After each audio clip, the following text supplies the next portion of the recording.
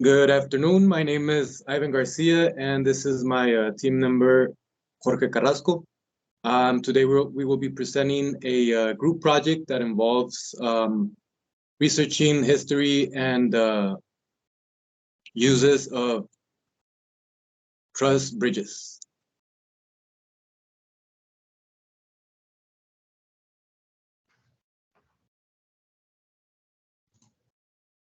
Okay, so long ago when modern civilizations emerged, the need for getting across obstacles such as bodies of water and terrain arose.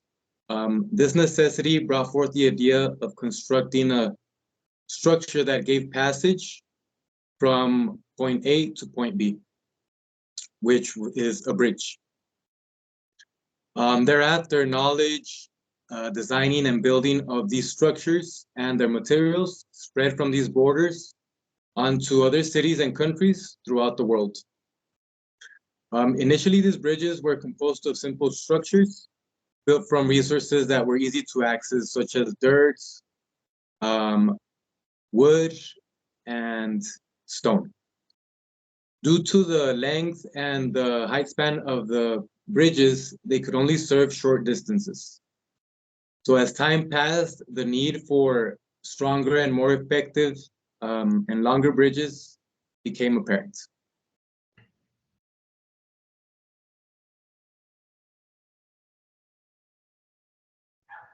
Around 7th century BC, the Roman Empire utilized the arc in the construction of their bridges to create a passage that spanned across the Tiber River. These arches were composed of voussoir blocks that were typically faced in ashlar blocks with a concrete robocore. The oldest standing bridge engineered this way by the Romans was built in 62 BC, and it's actually still currently in use. This bridge is the Pons Fabricius. It connects the Tiber Islands to the Campus Martius. The use of these arches continued for some time up until the 16th century. In 1570, an Italian architect by the name of Andrea Palladio published the 4 books of architecture, el Cuatro Libri de la Arquitectura. And in these writings, he introduced the use of wooden trusses for bridge design, including the king post and the queen post, which are some of the earliest forms of bridge trusses. According to Britannica, a truss is a structural member usually fabricated from straight pieces of metal or timber to form a series of triangles lining a single plane. But it wasn't until the 18th century that builders in Europe and other regions applied the use of these wooden truss bridges.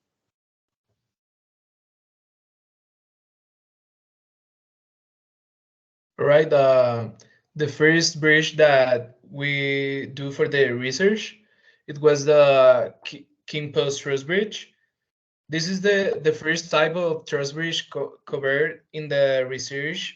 So this is the earliest and the most basic truss bridge, consists of 2 diagonal members in compression and bottom horizontal member in tension.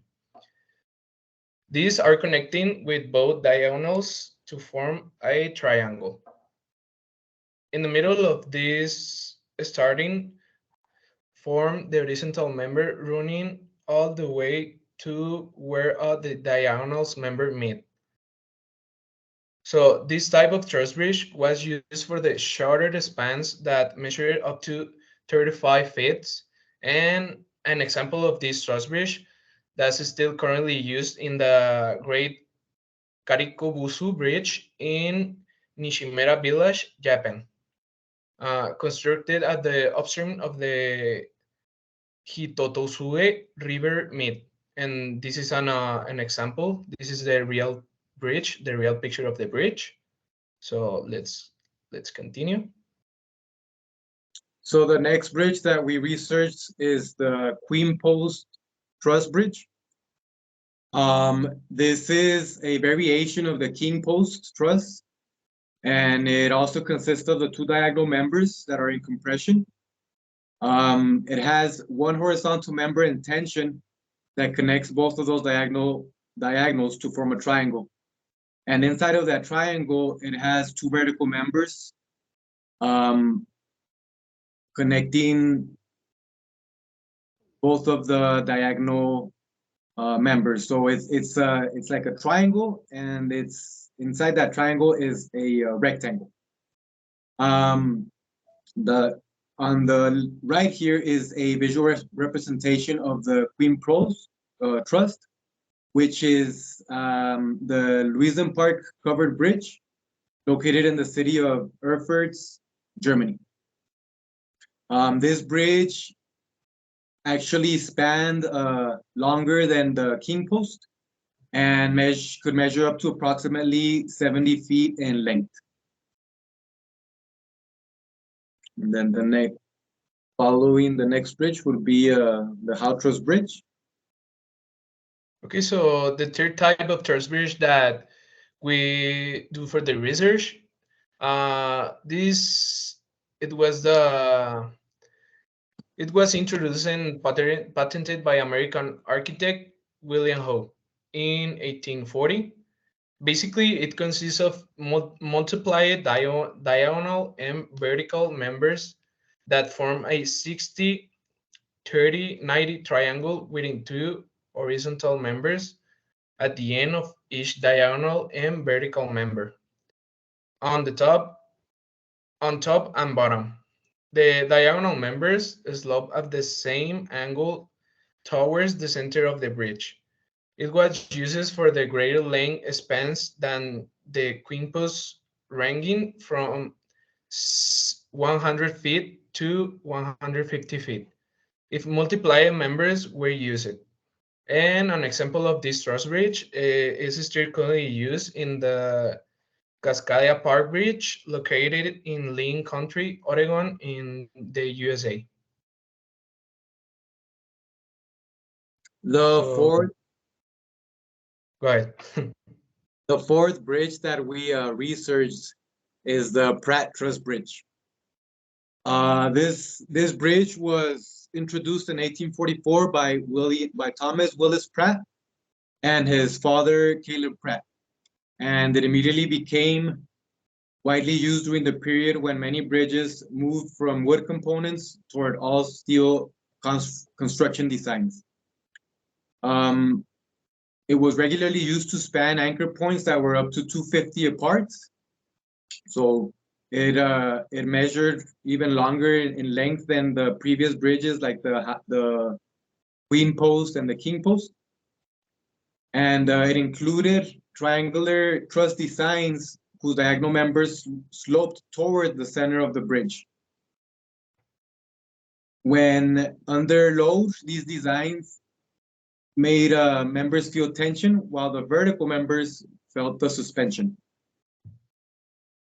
To the left is an example of this type of bridge, which is the Jennings-Randolph Bridge that crosses the Ohio River from East Liverpool, Ohio to Chester, West Virginia.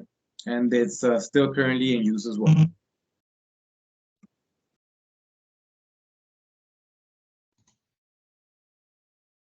So the last one that we do for the research, it was Warren Truss Bridge. This bridge was patented in 1846 by British engineers James Warren and Willoughby Monsoni. The original form of the Warren consisted of series of equilateral triangles in which the diagonals carried both compressive and tensile loads. Vertical members were added to but served only as bracing for the entire triangular web system. Basically, it consists in a multiply of triangles, one by one, and this was distinguished by triangles there are like the by equal sized, and they have the ability of some diagonals to act both tension and compression. So this is more effective than the other bridges that we see. And as engineers begin to see the structural advantages of the rebated or bottle connections over those that were pinned, the wire and truss bridge gained popularity after 1800. Uh, the design was well situated at variety of highway bridge application and very popular until about 1830. An example of this truss bridge, it was is currently in use in the Admiral T.J. Lopez Bridge in Cheyenne, West Virginia, in the USA.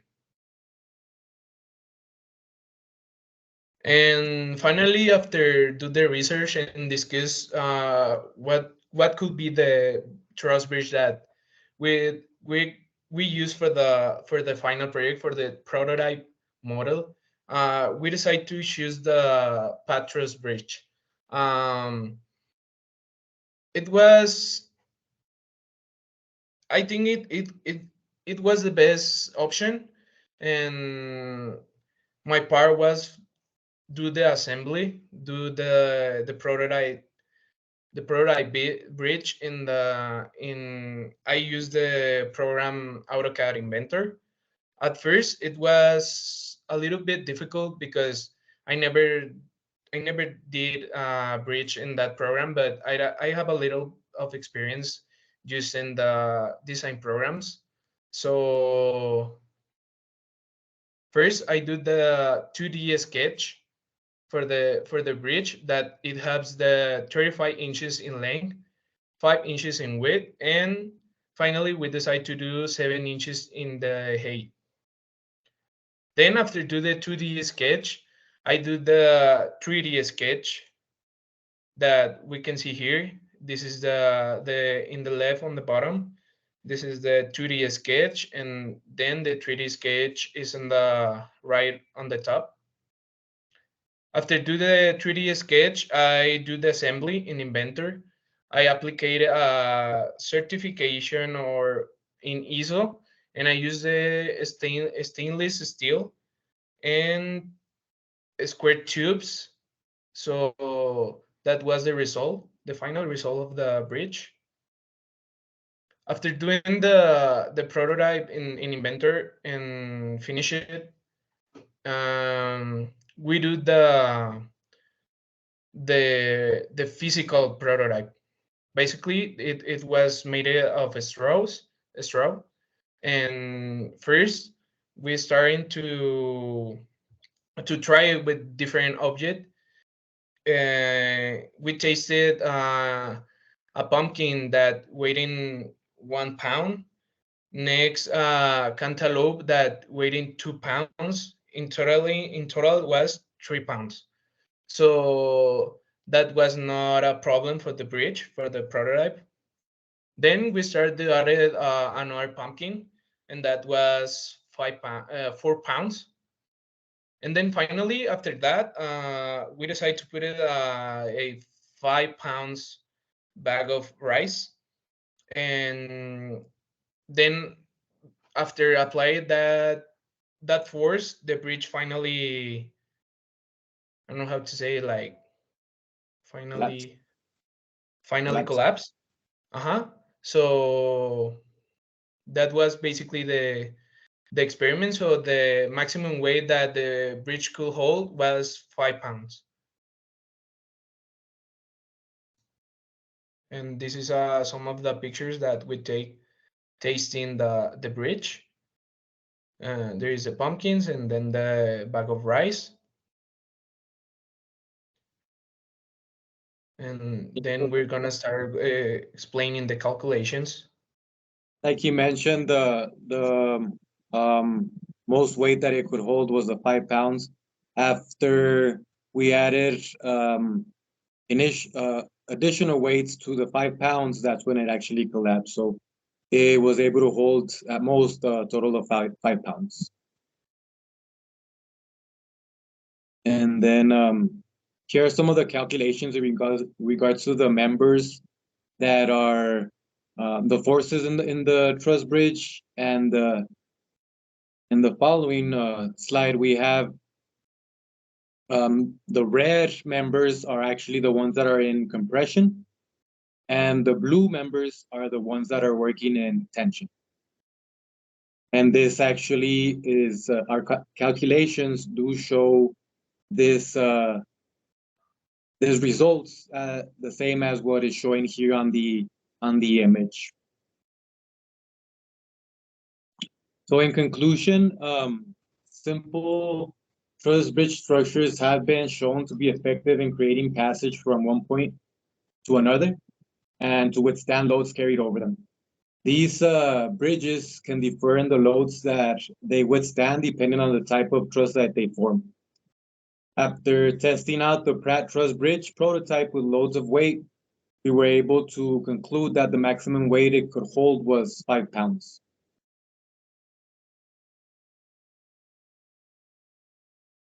In regards to our teamwork experience and challenges, working as a team to complete the project did have its challenges.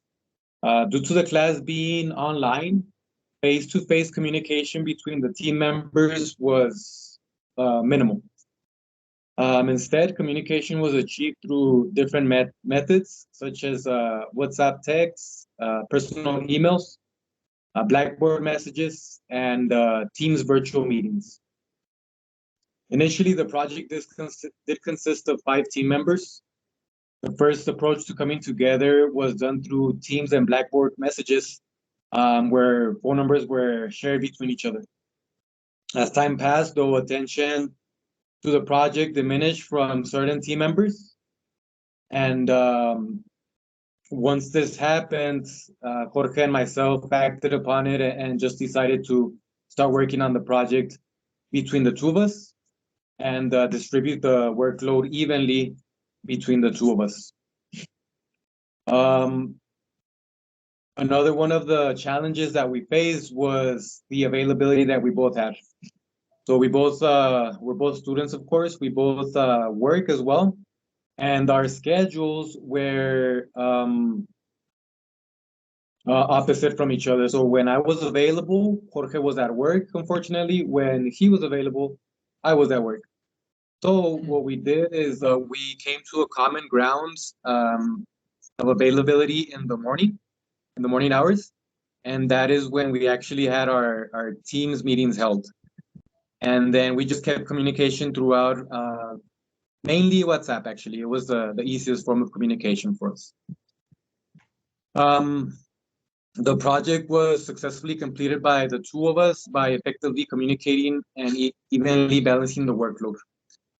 And the workload is shown in the previous slide with the matrix of activities. So as he mentioned, he was the one that did the assembly.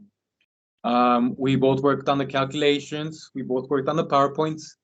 I worked on the majority of the report. And then we both distributed the activities. And we both worked on the Word documents of the communication. So it was pretty, even though it was just two of us, it was evenly distributed between the two. And yeah, this concludes our project. We just want to thank you for the semester and hope to maybe having you as a professor in the near future. Thank you.